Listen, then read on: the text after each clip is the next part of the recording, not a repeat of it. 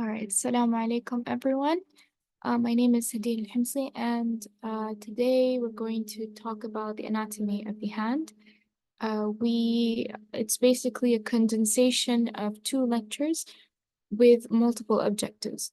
The point of this is to make it easier for you. So, inshallah, I will be thinking about or talking about things that will matter and highlight the things that you're supposed to remember. Skim through the things that are not important when it comes to the hand, inshallah, to make it easier for you to study for your exam.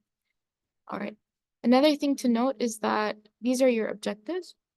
You need to know the bones that make up the wrist joint, that make up the hands. You need to know the muscles. You need to know the fascia. Not all of the fascia. You just need to know the most important ones. The anatomical snuff box, what it is, and what does it have. You also have the arterial supply, along with the arterial arch, the venous drainage, and the lymphatic drainage, the nervous innervation, and we have something called the carpal tunnel. You need to know what it is, contents, and its significance. All right. So one of the things that I like to do is that gather all the etymologies, skim through, let's say, a topic in medicine, especially when it comes to anatomy, and see the most common words that I see.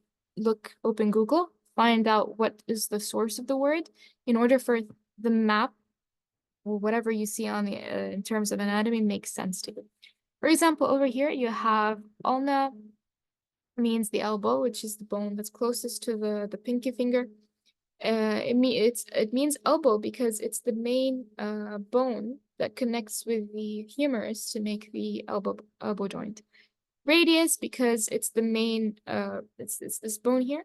It's the main one that when you supinate and pronate or like flip your hands, it's the one that's moving on top of the ulna. And it's kind of like the radius of a circle. Carpals means wrist. These are the bones over here that make up your wrist joint, along with the radius, the ulna, the radius and the ulna.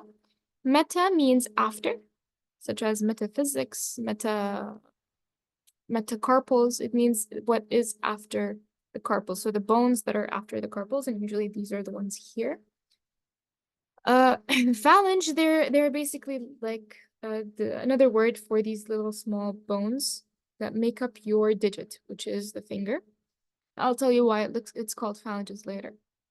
Pollicis is from pollux, which is the Latin word for thumb. Pollicis is anything related to the thumb. Brevis means brief, means short. Opponents means think of opposite. So on the opposite side, inter means between, ossi means related to the bone. So when we say interossi, we say things that are between the bone. And lubricals, which is the scientific term for earthworms. Okay. We'll talk about that later. Again, I've talked about the bones briefly, but this is a nice image to show you over here. Just realized it's not on slideshow. But over here, you could see you have the carpal bones or the wrist bones, radius, ulna, wrist bones, and then you have the metacarpals, and then you have the phalanges. Now, the fun fact is that, as you can see on the right, is that there were soldiers back in, I think, in the Roman days, I'm not entirely sure, they used to have a square formation and hold spears, and that's what reminded anatomists of the fingers. Another thing I want you to know is that for joints, they usually are named after the proximal bone and its relationship to the distal bone. So in this case, you have the metacarpals and the phalangeal. So metacarpal phalangeal joint. Then you have the interphalangeal joint. So we have the proximal interphalangeal joints, which is also called PIP, PIJs, and then you have the DIJs, which are the distal interphalangeal joints. Remember, the farthest point from the center of the body is what's called distal. What's closer is called proximal. Just a review. Now, for the carpals, the bones that make up the wrist, they are 8 in number, and they are named after multiple things. The ones that I want you to focus on are the scaphoid and lunate. The rest, they want you to know by name and their location, but this is only important in first year and maybe later on because, if you got into ortho or plastic surgery. But yeah, I want to focus on scaphoid and lunate. Let's go over them pretty quickly. All right. Second. So you have the trapezoid over here and the trapezium. Both of them are named after trapeze, which is the geometrical shape that is an irregular four-sided shape. And the way to remember the difference between them is that if it's closer to the thumb, this is what you're seeing here is the palm of the right hand. So if it's closer to the thumb, it's the trapezium. And if it's more on the inside, it's the trapezoid. So D for inside and D for trapezoid. Then you have capitate from the word cap, which is head. So it's something that has a head. And I like to remember that it has a cap on. Hamate from hamulus, because this bone has a hook-like process. And then pisiform, it's on top of it's right here, and it's on top of the triquetrum. The pisiform means P-shaped, and triquetrum means triangular or pyramid-like shape, and because of its three surfaces attached to the three other carpals. Lunate from luna, which means moon, and then scaphoid, which is the Latin term for boat. Again, focus on scaphoid and focus on lunate. Lunate is the most common carpal to dislocate, and scaphoid, well, we'll know why later. But now let's focus on the muscles. The muscles are going to be a little bit heavy. You can categorize them into two different things based on where are the bellies of the muscles. So if they're close, they're more on the forearms, the bellies are on the forearms, then that is considered to be the extrinsic muscles because they're extrinsic outside of the hand. And then you have the ones where the bellies are inside the hand, they're called intrinsic. Now, usually, okay, before we go into that, over here, this is all in the forearm lecture, so I'm not going to cover them. I want you to know one of them. The flexor digitorum profundus is the one that's innervated by two nerves, which are both the radial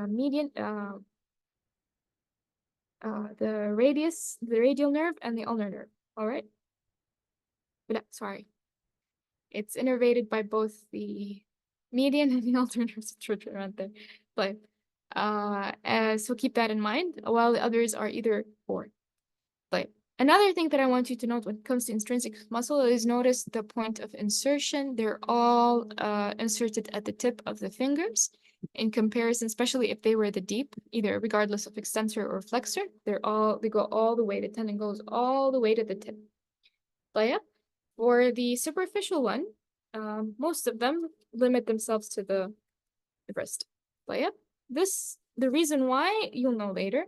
But the main need to think about it is I want the ones that are responsible for the intricate little things that are going to be thin, to be hidden and protected.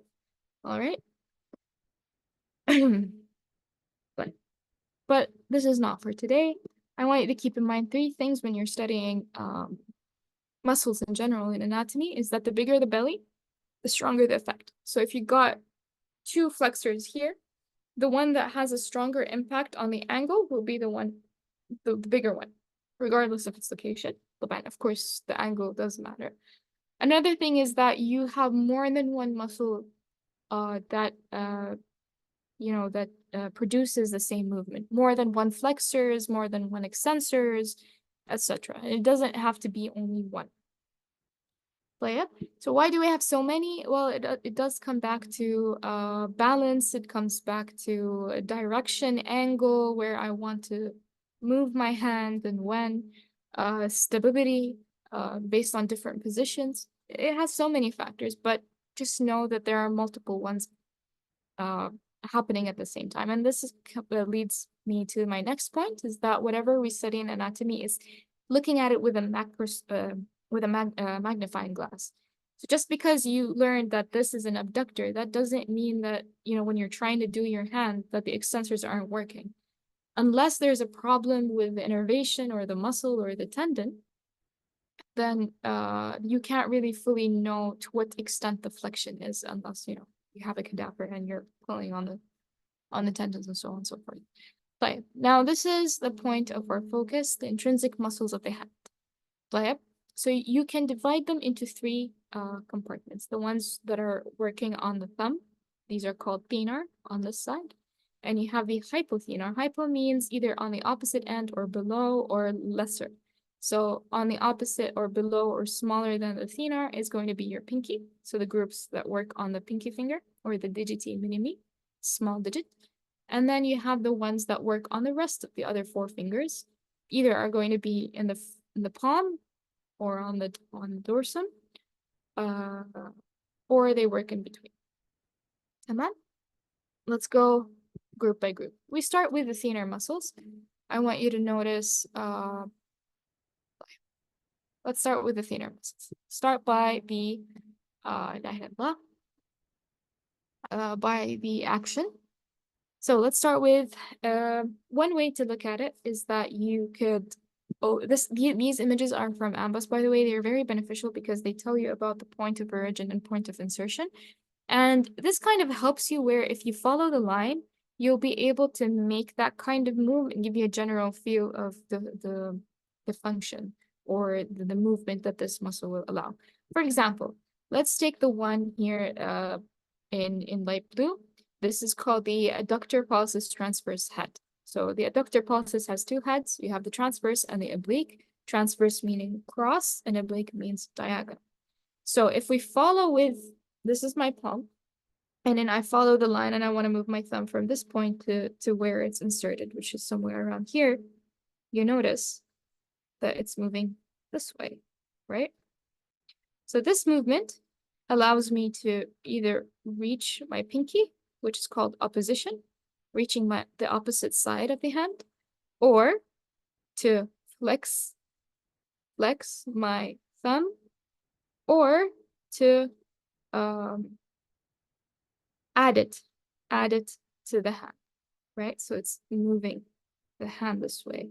So you could do that and practice that as much as you want at home, and you'll be able to keep and memorize the functions of the muscles in a better way. So let's quickly go over the functions. You have the abductor pollicis. Wait, it's just, I don't know where to put my the adductor pollicis transverse, the adductor pollicis in general, it plays a role in the flexion of the first metacarpal phalangeal joint, which is the metacarpal phalangeal joint, or the MCP of the thumb. This is the first, always the first digit. This is the fifth digit. 1, 2, 3, 4, 5. Okay. Usually they do say that these are the fingers and this is the thumb. It's not a finger, but for the sake of this presentation, let's consider this as a finger as well. Again, it's a job of opposition, going the thumb, bringing it to the other side, the opposite side, and then you have flexion. And the way to tell the difference between adduction and flexion of the thumb is to look at it from the side. If it's going that way and then it going outside this way, this is abduction. This is abduction, or this is abduction, and then this is flexion. You can hold your palm and then start moving your muscles to feel the different fibers moving. It helps. Play it. All right. The way to think about the nerve intervention or innervation is to look at the palm of your hands, the ones closest to the radius. That's how I remember it. The ones in the center, leaning more to the medial side, to the lateral side, it's going to be innervated by the median. And then on this side, the ones closer to the pinky, this ring finger and the pinky are going to be the ulnar. It's not like a rule of thumb, but it's a way to help you memorize things. And you can see it here, the adductor pollicis brevis. Over here, it's the one, it's more leaning towards the thumb, and therefore it'll be related to the median, right?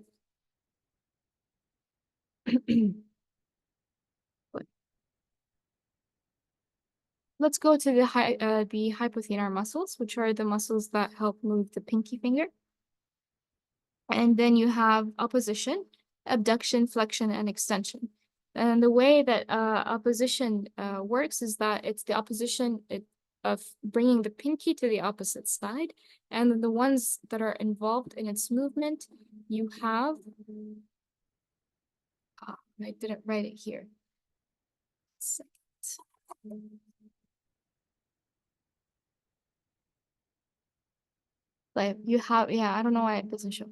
All right, it's the opponent's digitime minimi, the one in blue. And then you have adduction, which is the one bringing it away from your hand. And then you have, which is the, all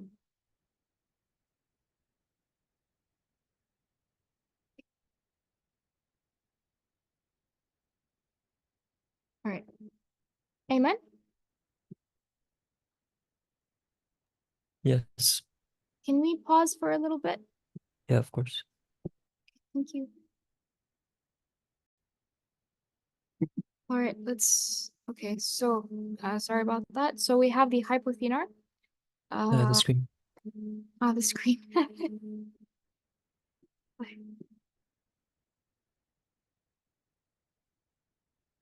Does it show? Is it obvious? Yeah. All right, bismillah.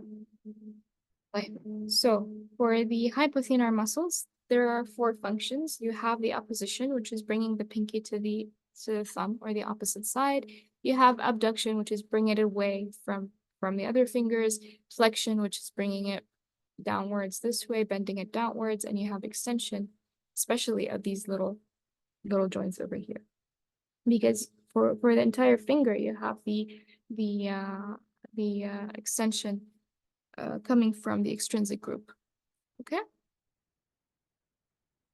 And the beauty about anatomy is that the names of the muscles, especially in terms of the hands, they're named after their own function and to what. For example, abductor digiti minimi, it's the muscle that abducts the small digit or the pinky finger. Flexor digiti minimi brevis, because you have one which is the longest. The longest are going to be anything termed longest in terms of hand muscles. Their main bellies are going to be in the forearm, so they're extrinsic muscles. Tamam? So brevis means it's a short muscle, and it's therefore found in the intrinsic because, it's a small area. You need it to be small, and it's related to the movement of the digiti minimi. Palmaris brevis. Now this one's interesting.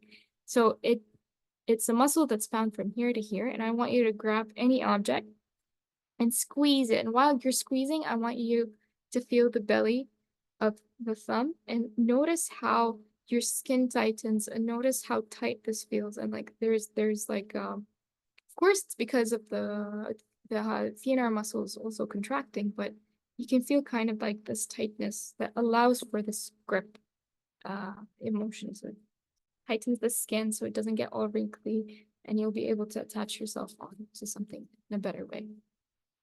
But moving on. They're all the hypothenar muscles. Remember, they're closer to the pinky and the ring finger. Therefore, they're all innervated by the ulnar nerve. You also, okay, so now we're talking about the muscles that are involved in terms of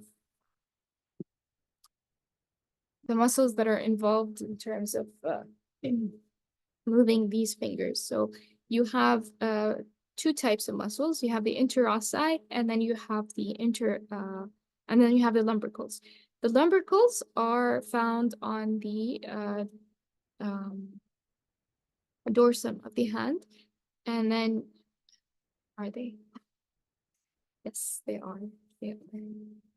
It always confuses me because of the images, but they are found on the dorsum of the hand, and I'll tell you why. Because their origin comes from the extensor tendons of the forearm, tamam? And then they latch on to the proximal phalanges, the ones over here. And what they do is that they allow for you to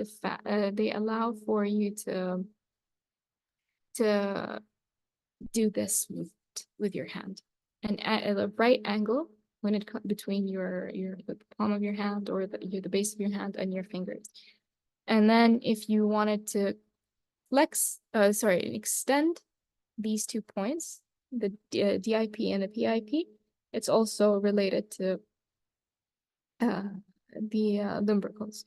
The interossi, from their name, they're between the bones, and what they allow is that they allow for the adduction and abduction of the fingers away from the middle finger. The middle finger, if you notice, it doesn't move. The three fingers are the ones that move, and you can notice that they're all trying to move closer to it. And this is interesting because if you want, for example, let's say I wanted to grab something in between my fingers in this way, what's actually happening, what's actually contracting is the interossi. And I want you to keep that in mind. This is a very important point. I'll tell you why later. Remember lumbricals? The one highlighted in green. I told you that it's called after earthworms because this is how an earthworm looks like when you look at it up close. And this is how the muscle looks like as well. Now, the lumbricals 1 to 2, which are in dark green, they're closer to the middle or to the index finger and to the middle, and hence why they're also innervated. They're innervated by the median nerve. But then the rest, the ones that are on this side, they're innervated by the ulna. For the interosseous muscles, you have, you can see it better on this image. You have some on your palmar side of the hand, and then you have some on the dorsal side of the hand. All right, and the way to remember them is that the palmar interossei add. So palmar interossei add. So pad for add and dab for abduction. And dorsal for abduction. But okay, you can have a break here if you want for 5 to 10 minutes before you can come back and watch this video. For the bones. All right. All right. Let's review bones. This is a review for you to do. I'll spend a second, or you could pause the video anytime. You have so mention the bones of the upper limb from the most proximal to the distal. All right, you can pause now. I'll start answering. So you have the humerus, you have the radius on the ulna, you have the carpals, metacarpals, phalanges, you have the proximal, distal, and proximal intermediate to distal, and for the case of the thumb, you just have the intermediate and a distal. Or the intermediate. How many carpals are there per hand? And let's name them. We have 8, and these are the names from pisiform, triquetrium, hamate, capitate, trapezoid, trapezium, scaphoid, and lunate. Which one of the most common one is to dislocate? As I mentioned before, it's the lunate. Which one is the most common one to fracture? And we'll figure it out right now when we talk about the anatomical snuff box. The anatomical snuff box, a snuff box is basically where they used to back in the day, I think in the 1900s, I'm not entirely sure. They used to have a little tiny box that has ground tobacco in it. And what happened later on is that, especially among those addicted to medication or illicit medication, they used to put either cocaine or tobacco on this area of the hand, and then they would sniff it. Hence the name anatomical snuff box. Now, the way to do it with your hand is that what you can do is that you can extend your hand, extend your thumb, you abduct it away from your hand, and then try to abduct it as far as you can until you feel this tendon right here, and then go right below it and press. You can feel like this triangular depression. Another name for this is called the radial fossa. It's because it's on the radial side, and fossa means kind of like a cave or an area or a dip. Let's look at it in terms of anatomy. So, as you can see here, the tendon you feel when you abduct your thumb as far as possible is the extensor pollicis brevis. Okay, and the tendon of the extensor pollicis brevis, and this forms the medial border of the anatomical snuff box. For the lateral borders, you have the adductor pollicis longus and extensor pollicis brevis, the tendons of these, of course. And then for the roof, you have the skin. And then for the floor, you have the styloid process of the radius, as you can see in this picture on the bottom right, and the scaphoid and trapezium bones. Most often, or the majority of the space is to the scaphoid. Now, the content. So what runs through this space? You have the superficial branch of the radial nerve, because remember, I told you that the roof is the skin, so it's a superficial layer and it's easy to touch. And you also have the radial artery coming through this area as well. So it comes from here. This is the radial pulse. This is where you feel the radial pulse and goes all the way and comes here.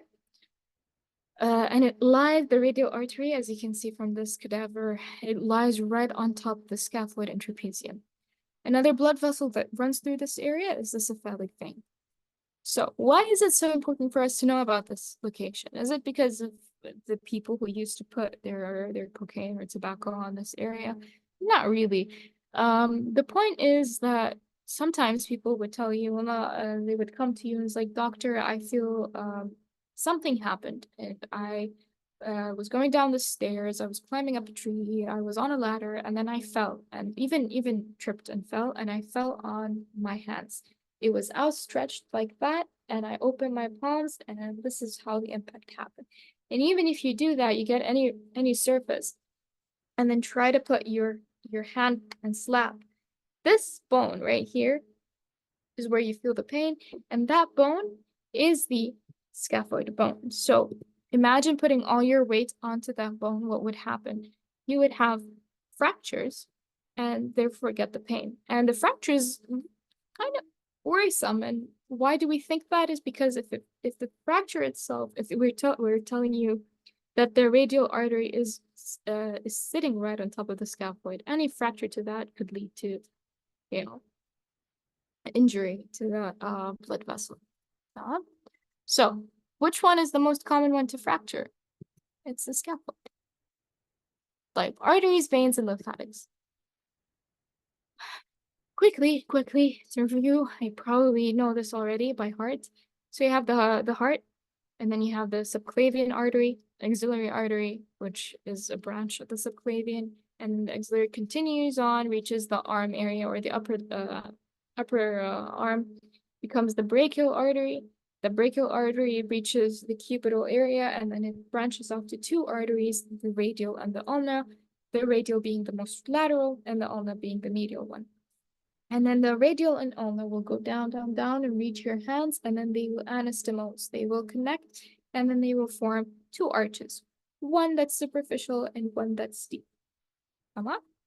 As for the posterior side, okay, there's another thing is that the ulnar artery, this one I want you to focus on. You probably covered it in forearms. It's the anterior interosseous, posterior interosseous. These are also important arteries to note. But aside from the two superficial and deep pulmonar arches, there's the dorsal arches. But this slide gives you a This slide gives you a detail of I don't know of the arteries and what they are and which one is the branch of what. And I think it's more let's save time by not going through every single one of them. And I want you at home when you're looking at it, kind of follow along with the images. Look at as many images as you can and follow one artery at a time to know where its location and next to what bone. Let's move on. This is for veins. Veins, instead of arteries, remember how arteries we talk about branching? Veins is that we talk about the branch and it draining into the other bigger blood vessel. So in this case, you have two, the superficial venous palmar arch and then the deep venous arch. So the superficial system starts with the superficial venous arch, and then it drains into the median antebrachial vein, which drains later to the basic basilic vein and cephalic vein. These are two important, and the location of the superficial system is from its name in the subcutaneous. It's more superficial, more closer to the surface in comparison to the deep that's found below the deep fascia. So the deep system, it drains into the ulnar veins, you have the ulnar veins and radial veins that then drain into the brachial veins. So the deep system is the one named, it has similar names to the arterial system, the ulnar, radial, brachial. The superficial one has a different name. And between the two, I want you to know that between the superficial system and the deep system, there's something called the perforating veins. And these veins allow for a connection point between the two systems. All right. Now for lymphatic drainage, I want you to forget, like for now, the main point. From any lymph of the hand, it reaches the axilla. All of this will reach the axilla. All right. Regardless of whether it's the superficial or deep, from the superficial venous system or the deep venous system. They will all end up in the axillary lymph nodes. I gave you the pathway here if you're interested in looking into it. And feel free to have a 10 minutes break, and then we could go back to reviewing the muscles. And the reason here is that notice that I'm not reviewing what we just covered because it helps with two things. First of all, it is related to what we're going to talk about instead of having to say, remember. That's one. And two, it helps with something called spaced memory of repetition. Like, what are the intrinsic muscle groups of the hands? Thenar, hypothenar, interosseous, and lumbricals. Come up? Great. What are the muscle groups and function to help someone hold a pencil in the same pose that's found in the picture? And we could do it all together. What you could do is bring your hand and then grab an object that's similar to that of a pencil. Say this one, right? Put it in between. And then, all right, so the first thing I need to do is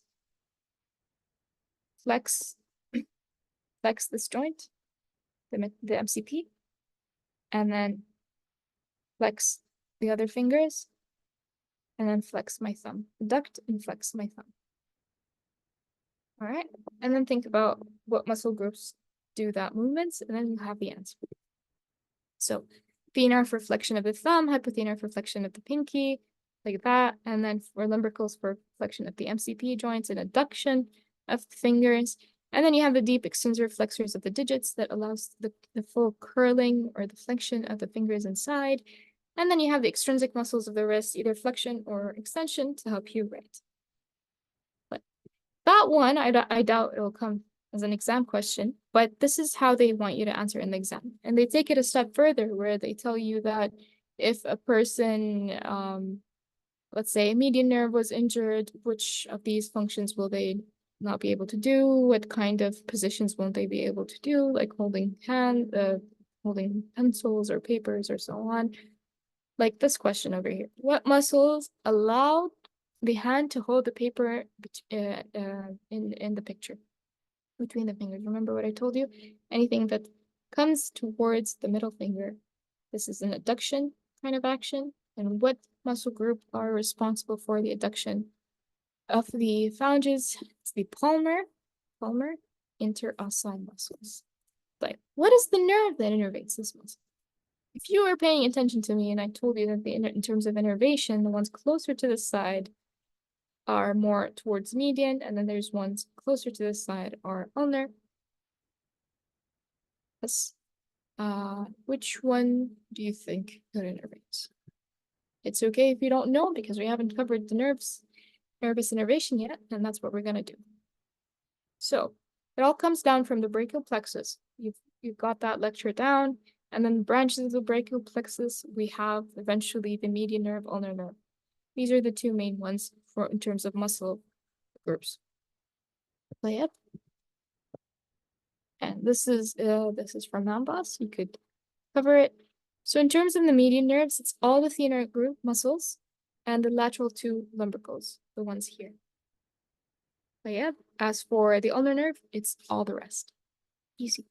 That's all you need to know. All of this It's not really important. I don't think it's even important for med school unless you really want to become a hand surgeon or deal with anything related to the hands. Even then, you can cover them.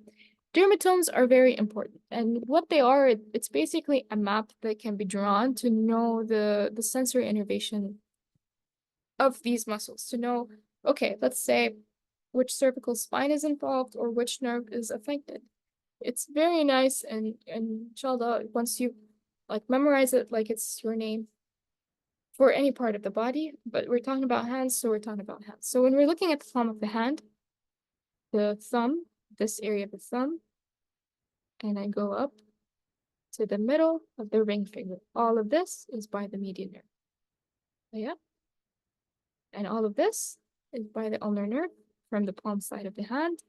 Then you have the median cutaneous and the lateral cutaneous on the wrist sides. And then when you flip your hand and look at the dorsum, the top phalanges, the little guys over here, your nails, or the first of the thumb, first digit and second digit, and in the middle of this ring finger, they're all by the median nerve as well. And then the rest of the middle of the ring finger, along with the hada, they're all by the ulnar nerve.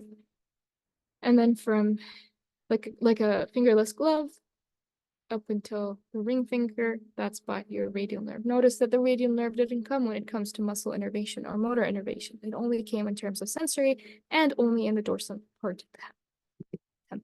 Let's review some of the muscles.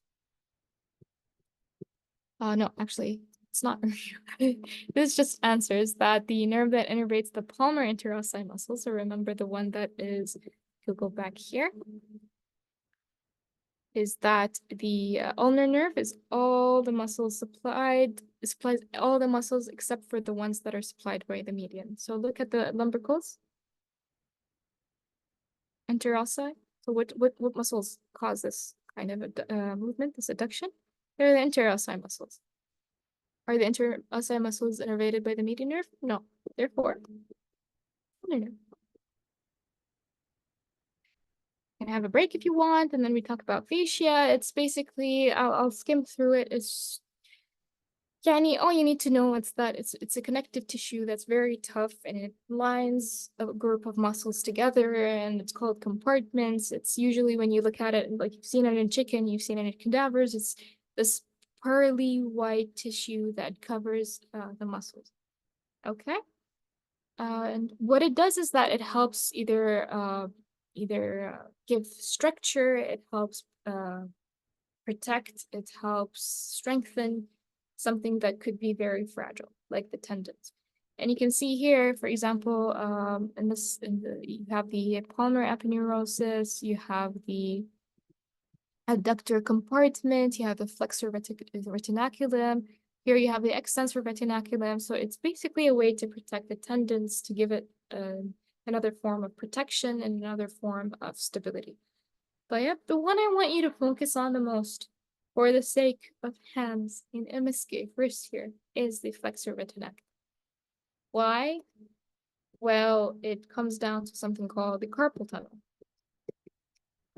But before we talk about carpal tunnel, I don't think you need to know what Dipteran disease is, so let's skip that. But this is another way to look at the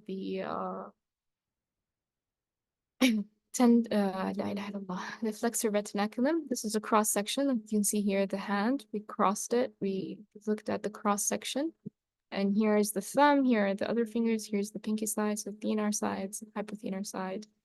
And you can see the carpals, and then this over here, this gray, tough connective tissue, this retinaculum on the flexor side of the hand. Underneath it, between it and the carpals, there's a group of tendons and the median nerve. And all of this together is a canal, and it's called the carpal canal because it's a canal located inside or between the carpals. Before we go into the carpal canal, I need to bring light into something called the bursa. Bursas are kind of like sacs that wrap around the tendons, and they have fluid inside of them to prevent friction from damaging the tendons. And you can see that in the carpal tunnel, within the carpal tunnel, you have two kinds of bursas. You have the radial bursa, which surrounds the flexor pollicis longus. And then you have, remember, this is the flexor surface. These are all flexor tendons and flexor muscles. And then you have the ulnar bursa, which is the bursa on the ulnar side, closer to the ulnar side. There are three layers, from superficial to deep, or deep to superficial, depending on how you're looking at it. And then you can find what's in between them. Okay. I want you to focus on the radial bursa, because in case, let's say, something happened where there's a penetration injury to the hand and it affected one of the bursas, and then this bursa started collecting fluids and developing bacteria, and it gets infected, it could affect the tendons and it could affect the movements later on. Okay. But again, carpal tunnel, as we mentioned, it's an area or a tunnel where the tendons of the flexors of the hands run through, especially the ones the extensor flexors. And it also is home to where the median nerves passage through. It's a tunnel where cars are walking through. And the main important one is the median nerve. The reason I'm bringing it, okay, before talking about the reason, the borders, let's review them. The carpal bones, and then you have the flexor retinaculum as the roof. In between it, the contents, you have 9 tendons in total. One tendon is surrounded by the one bursa, and then the other 8 are surrounded by another bursa. So the radial bursa is circling the flexor pollicis longus, and then the ulnar bursa is surrounding or encapsulating the other flexor tendons that you could go into them. They're flexor digitorum superficialis, profundus, flexor pollicis longus, etc. But the main content here is the median nerve. And the reason being is that sometimes, especially with people who have office desk kind of jobs where they need to put pressure on this area, the carpal area, for a very long time. So office workers, desk jobs, people who use their hands a lot, those who draw, mostly artists, especially with the presence of tablets. What else as well? Apparently they find it in pregnant women. They do often come complain, even though they don't do that, because let's go into the because later. So what happens is that this kind of excessive use or excessive pressure leads to something called the carpal tunnel syndrome, where it leads to eventually numbness and tingling sensations and where the median nerve innervates. And with time, if untreated without resting or wearing this kind of cast that prevents them from bending and putting pressure onto the carpal tunnel, it could lead to weakness. And eventually, on a severe case, a patient would tell you that it reached the point where I just wanted to grab my cup or my phone, and it was so painful that I had to let it drop. And that's an interesting kind of blend between MSK or rather what you're studying in first year in clinical. And they do ask about this a lot. If anything, out of everything I've told you in this lecture, if you come out of it knowing the carpal tunnel, you're good to go. Well, 9 out of 10, you're good to go. 8 out of 10. Maybe they get some random 2 questions about other stuff. All right. Again, here you can have the median nerves and its branches. And you could see there's the palmar, remember the dermatomes I told you about. So what they do is that they lose tingling sensation, they lose feeling, there's numbness and on these dermatome areas. We've concluded the lecture, and I have a few questions for you that you can answer. And I promise you these questions are high yield in terms of your exam. So you have a 24-year-old medical student, and this person was bitten at the base of their thumb by her dog. The wound became infected, and the infection spread into the radial bursa, the tendons of which muscles will most likely be affected. So basically, it's asking that the radial bursa is surrounding which tendon of what muscle? It's the flexor pollicis longus. Flexor pollicis longus. Yeah, thank you. But After suffering a deep cut wound to the hand, the patient is unable to hold the paper between his index and middle finger. The nerve most likely injured is Ulnar. ulnar. Why? Because it innervates the palmar interosseous muscles, remember, and these are the muscles that are responsible for adding, which means bringing forth the muscles into the middle finger or closer to the middle finger. But during an accident, the artery lateral to the pisiform was cut. So where was the pisiform? If we said the scaphoid was here, the boat and the luna was here, the pisiform would be on the ulnar side of the hand, or the, keep forgetting, the lateral side of the hand. That, the medial side of the hand. Anyone. So which artery do you think is most likely to be Ulnar. the ulnar artery? Great. So this is a scenario of, and I'll summarize it for you. It's basically a young man who came in complaining of pain. And the pain, he told you, is closer to my thumb. It's on the dorsum part of my hand, and it's closer to my thumb. And I don't know, nothing can do, you know, it's very excruciating. I can't do anything. I can't move my hands. Help me. You ask him about, have you had a fall before? And he tells you, yes, I actually did. The other day, just last night, I was going down the stairs and then I tripped and I fell on my hands and they were outstretched. You suspected a thing, and then you did an x-ray of the hand and the wrist, and then you've noticed something and you could see in the picture. So based on this scenario, I have a couple of questions you can answer. What can you see in the x-ray, and name the bone? So what's the There's a finding? fracture.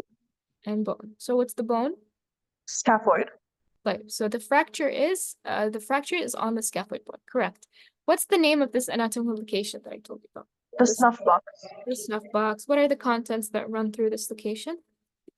The radial artery, a branch of the radial nerve, and the cephalic vein. Great. And then what happens if the bone gets fractured? The risk to the artery. Great, good job. So this is it's a QR code that you could scan in order to, you know, help evaluate, you know, the typical PAL evaluations barcode. Thank you very much. If you have any questions, please feel free to ask. No questions, thank you. Thank you.